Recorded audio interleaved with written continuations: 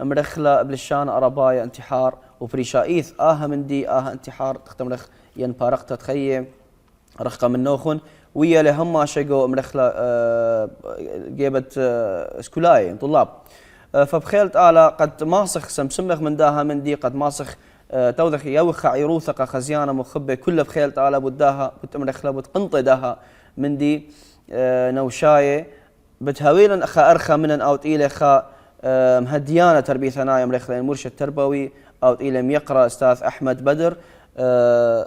أهلا وسهلا بك في قناة العراقية السريانية أستاذ أحمد. صباح الخير أستاذ أحمد. صباح النور، أهلا وسهلا. طبعا بداية أستاذ أحمد إذا نحب نشوف يعني ظاهرة الانتحار بين الطلاب، خلينا نشوف يعني اليوم إحنا موضوعنا عن الانتحار بين الطلاب. إذا نريد نلخص مثلا أهم الأسباب اللي تؤدي، هي الأسباب هواية طبعا، يعني خلينا نلخصها واحدة واحدة اللي تؤدي إلى الانتحار وانتشار هذه الظاهرة بين الطلاب خاصة. طبعا ظاهرة الانتحار داخل الطلاب هي ظاهرة انتشرت بالآونة الأخيرة انتشار واسع. طبعا منظمات الصحة العالمية تقول اكو 800 ألف حالة انتحار سنويا. فإذا جو الانتحار وظاهرة الانتحار أصبحت ثقافة مجتمعية حتى خارج العراق. هاي نقطة أولى. بالنسبة للأسباب اللي تؤدي إلى انتحار الطلاب أنت حددتي أنه الطلاب هي أكو أسباب وأكو نتائج، كل مسببات لها نتائج تطلع بعدين. القلق والاكتئاب أهم ما يدفع الطالب الانتحار هو الاكتئاب. الاكتئاب إلى مسببات وإلى مقدمات. أكيد. إنه الطالب مو أساسا صار مكتئب، إنما السبب ضغوط الأسرة على الطالب، مرات تريد منه معدل أكثر مما هو يعني مو باستطاعته. يعني هو إمكانيته مثلا إمكانيته يطلع كلية التربية، الأهل يردون منه إمكانية طب عام، فهذا ضغط، وبالتالي كل ضغط يولد انفجار لكل فعل ردة فعل. فالضغط يولد الاكتئاب والقلق، والاكتئاب بشكل عام هو اللي يخلي الطالب يفكر بالانتحار. لأنه هنا يجي دور المرشد، المفروض مرشد الصف سواء كان مرشد تربوي أو المرشدة المعلمة، أنه تراقب الطالب إذا كان يعاني من عزلة داخل الصف، أنه تعرف اللي يفكر بالانتحار يصير عنده يوصل لليأس، يعني هو يوصل لليأس نهاية الحلول، يعني ما عنده حل آخر يعني. ودور الأم هنا دور قوي. الأم إذا تريد تلاحظ ابنها أنه أنت هسه كشخص تريد تعرف هذا الشخص هو ذاهب للانتحار، راح تشوفه يتخلى عن الأشياء العزيزة عليه مثل تليفونه، الأشياء الخاصة به، ما يهتم بمظهره. فهذا يؤدي الانتحار. مفروض تصير طرق وقاية. كذلك صعوبة المناهج أيضا هي سبب تؤدي الطلاب للانتحار. ونوع الأسئلة اللي تنوضع من قبل المدرسين، خصوصا مرحلة الإعدادية والمتوسطة. اليوم المدرس هو اللي ينتحر، الطالب اللي ينتحر ترى مو طالب الكسلان، لا، هو الكسلان عنده نتيجة متوقعة وأنه راسم، لكن ينتحر منه اللي ينصدم بالنتيجة لما هو قاري وعليه ضغط من الأهل وهو متوقع فلان يعني هي بالنتيجة دوافع نفسية خلينا نقول متراكمة أدت إلى هذا الشيء. طبعا هي دوافع نفسية كلها تؤدي للاكتئاب، والاكتئاب يؤدي إلى الانتحار. ربما من مرحلة خلينا نقول الصف الأول الابتدائي، يعني هو ما يفتهم يعني نقول ينتحر، بس من هذه البداية من هذه راح يبدي يفكر على ما يوصل إلى مراحل متقدمة، خلينا نقول إلى الصفوف متقدمة، يعني للخامس للسادس. فكرة الانتحار ما تجي بيوم وليلة. نعم. هي الإنسان هو تعرفون فرويد يقول الشعور واللا شعور وما قبل الشعور. بالضبط أكيد. مو هي تتولد بالبداية بالشعور، بعدين تحول للا شعور، ويبقى عقل الباطن يشتغل عليها. يمكن الفكرة متولدة عنده بصف الخامس ابتدائي، نعم، وينتحر بصف الثالث. هي ما تجي بيوم وليلة، يعني مو رأسة هو فكر وراح انتحر. أكيد. هاي تجي بالحالات النادرة، أكيد. المشاجرات إذا طبعا، وهي العوامل المساعدة اللي راح تساعد على طبعا هذا اكو الشيء. عوامل مساعدة. هسه هي أنا أشوف هي صارت ثقافة، واللي إحنا كمجتمع عراقي قبل 30 سنة نعيش نفس هاي العوامل. نعم. وكان ظرفنا الاقتصادي أقوى من هسه، يعني وكانت الأسئلة أصعب. أيام الحصار والذاك القهر والحرمان اللي نعيشه كل احنا عشنا بايام الابتدائيه، كل بس ما تأكيد. كانت اكو ظاهرات انتحار. الانتحار اليوم اصبح ثقافه. هو اذا تسمح لي استاذ احمد، إيه. يعني احنا نلاحظ في الفتره الاخيره لربما قبل سنتين او ثلاثه، احدى الدول الاسكندنافيه اذا تصح لي كانت في مقدمه الدول اللي، فنلندا مع العلم والسويد انه السويد ودنمارك وفنلندا إيه. من هي دول الرفاهيه يعني عندهم رفاهيه يعني، مستوى عالي يعني، وهي اصبحت ثقافه الانتحار. ولكن انه لا يعني ربما انه لا تقاس، اليس كذلك يعني؟ لا، انا ما اقيس الظروف الاقتصاديه على الانتحار، انا اقيس الضغوط النفسيه تؤدي للانتحار، الضغوط نفسيه. وبالتالي هي صارت ثقافه. اكو ينتحر من اجل الشهره يعني، لا اكثر ولا اقل. هو انه يحب يصير مشهور، او يحب يكون يعني، هي ايذاء الذات يعني، مرات تجي ايذاء الذات ومرات تشيل، مرات هو يفكر ينتحر وبالتالي تؤدي الانتحار. هو ما كان نيته الانتحار النهائي، بس كان يفكر يأذي ذاته.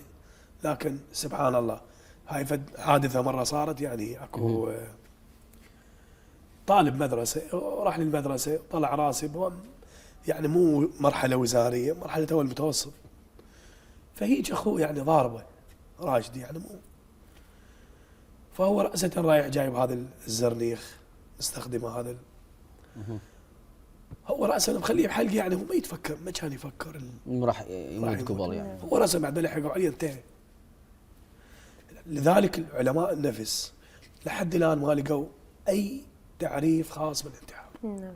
تعريف محدد بالانتحار ماكو. اي لانه احنا دائما التجربه تكون انه مثلا واحد فايد بهاي التجربه نقدر نسال انتم ليش سويت هذا الشيء، بس دائما اللي يفكر انتحار انه ينهي حياته احنا راح بعد ما نقدر، وراح الاسباب وياه، راحت الاسباب وياه، الا لربما مثلا انه واحد مفكر بالانتحار وحاول ينتحر مثلا ما نجح العمليه او ما نجحت العمليه، ممكن انه يسوون دراسات عليها. كيف تؤثر الضغوط الدراسيه والاختبارات؟ قلنا الاسئله، اختبارات الامتحانات، الاسئله الاختبارات، اسلوب الاساتذه. لربما هنالك اساتذه ممكن مثلا اني واحد من الناس من كنا بالابتدائيه كنت اكره درس الرياضيات من وراء استاذ الرياضيات، يعني استاذ الرياضيات كان لا يضحك ولا هذه، استاذ عصبي، فلحد الان انا عندي عقده من الرياضيات صراحه حقيقه يعني.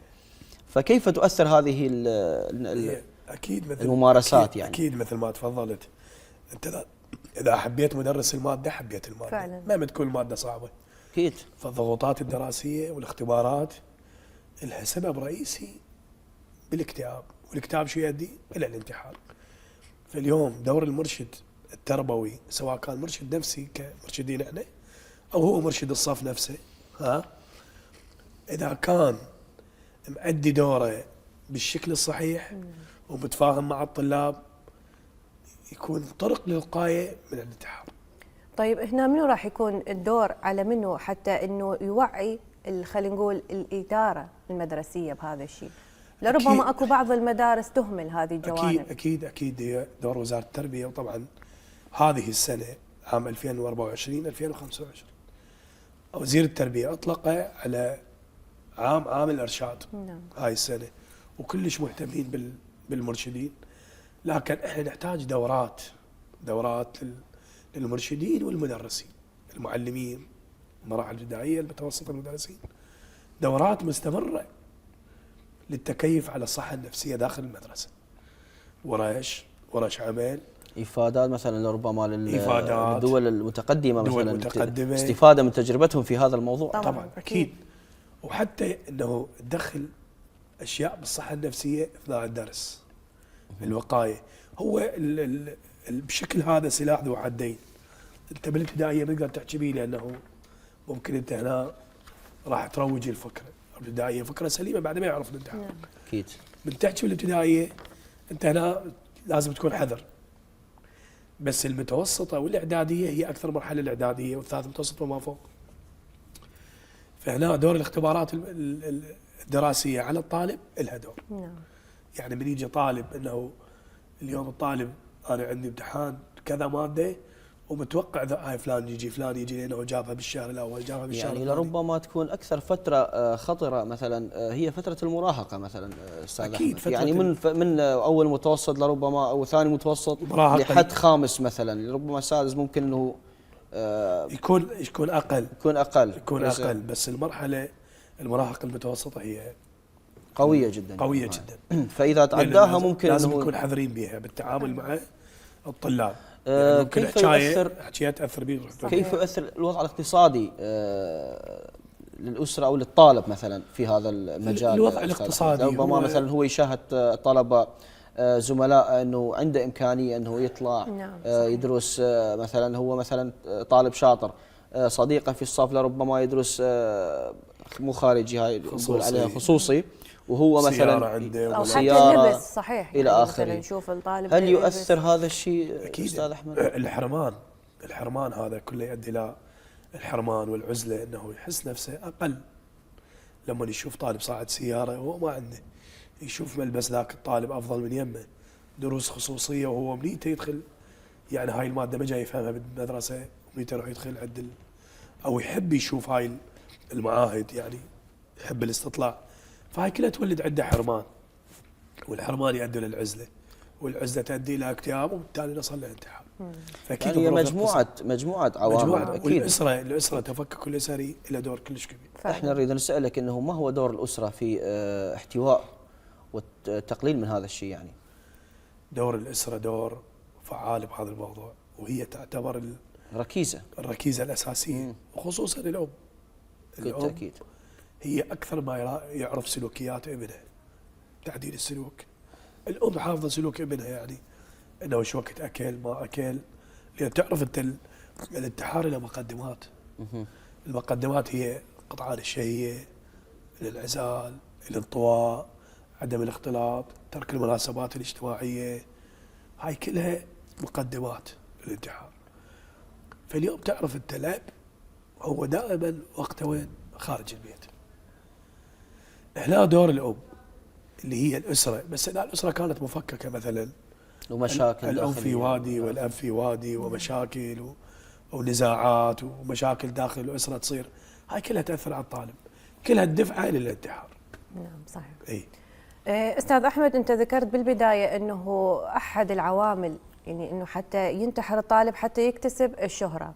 نقدر نعزو هذا الشيء إلى أنه انتشار المواقع التواصل الاجتماعي اللي راح يكون لها دور هنا تعزز من أنه يفكر الطالب بالانتحار؟ يعني أفلام مسلسلات، انه دائما يشوف انه ورا ما انتحر اشتهر وصار مثلا حكي عليه، صار مشهور وصار حديث فعلا ربما صحيح. يعني غزو المواقع الالكترونيه اللي تتاثر على عقليه الطالب. هي المواقع الاجتماعيه بشكل عام بها تاثير سلبي وتاثير ايجابي.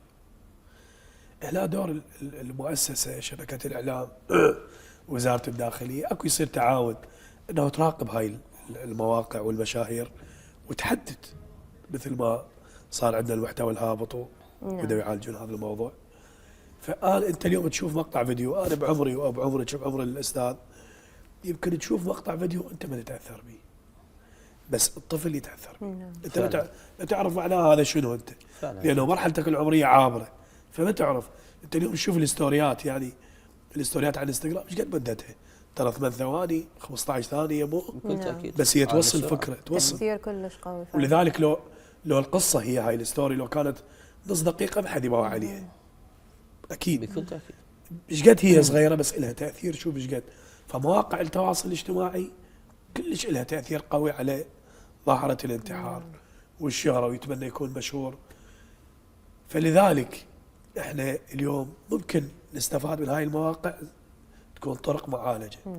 اليوم ايش قد اكو مشهورين بالعراق، اخذ اعلى مشهور، اعلى مشاهدات شايفينه، خصوصا مرحله واصنع محتوى هادف، واصنع محتوى هادف، اجيب الناس المختصه تصنع محتوى هادف لهذا الشخص.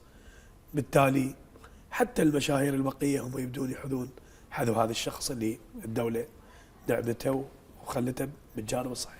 طيب انت مع انه يسحبون الاهل بال خلينا نقول الايباد والتليفون وهاي الامور من الطلاب، خلينا نقول بالمرحله الابتدائيه، يعني ما يخلوه يعتمد خاصه فتره الدراسه، خلينا نقول يعني مع هذا الشيء؟ اكيد هو الاسلوب الكلاسيكي القديم انه الطالب يقرا بالكتاب وبالدفتر، هذا الاسلوب الصحيح.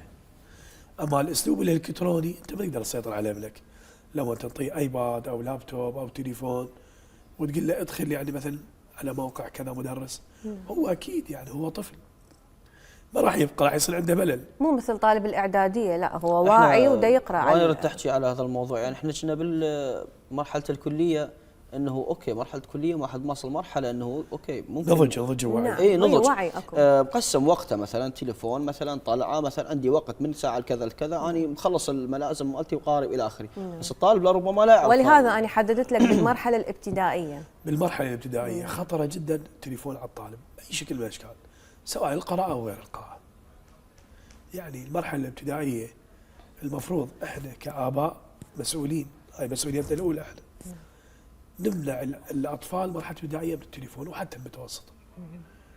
انا اعطيه التليفون ممكن يوم الجمعه فد شغلات علميه، بس هاي ورا ما يكبر يعني يوصل فد مرحله عمريه. نعم. طيب اذا هنا استاذ احمد راح يكون خلينا نقول دور المجتمعات المحليه، دور الاعلام، كل هاي الجهات خلينا نقول راح يكون لها دور جدا كبير في معالجه هذه القضيه. هو كل من يعمل من دوره ومن مكانه، الاعلام من مكانه شلون ياثر من خلال البرامج اللي تقام والندوات. وكذلك تجي الاسره مكمله وتجي وزاره التربيه من خلال المدارس الندوات والورش. صحيح. فهي كلها تجتمع الى تصب في نهر واحد هو طرق الوقايه من الانتحار، لان احنا هسه نريد نحافظ على الجيل القادم. اليوم انت عندك من عمر 10 سنوات الى ما دون هاي ما عندهم فكره الانتحار. نعم. واضح؟ فاحنا هذا الجيل القادم شلون نحافظ عليه؟ لانه لازم نضع خطط قصيره ومتوسطه وبعيده المدى حتى نبدا نشتغل عليها الى معالجه هذا الامر، لانه الامر كلش خطير. طيب اكو تقدم حاليا بهذا الشيء؟ الامن القومي قبل فتره مع وزاره الدفاع والداخليه والصحه والتربيه انه قاموا دورات، انا رحت دوره بها بالاعداد والتدريب بهاي المواضيع اللي هي تدريب المرشدين.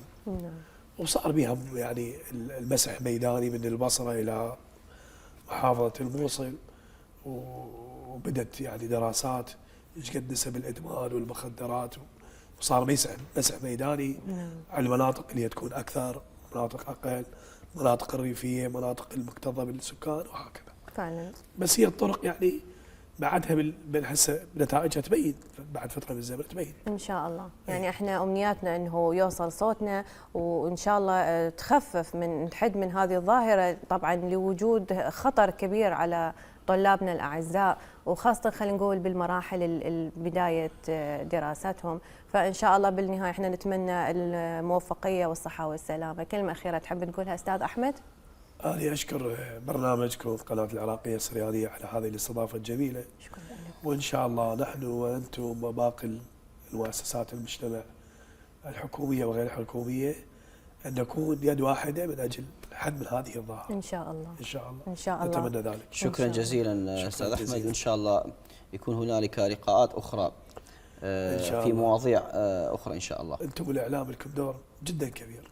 بكل تأكيد يعني والسوشيال ميديا وإعلام الرقمي يعني إن شاء الله لازم يكون له دور فعال ودور إيجابي يعني بهاي المواضيع المهمة صراحة. أكيد هو الإعلام سلاح ذو حدين يعني، وأنتم إن شاء الله أهلا لذلك. إن شاء الله. شكرا جزيلا. إن شاء الله. شكرا لك ولوجودك ويانا بالاستوديو، نورتنا وشرفتنا. شكرا حضرتك.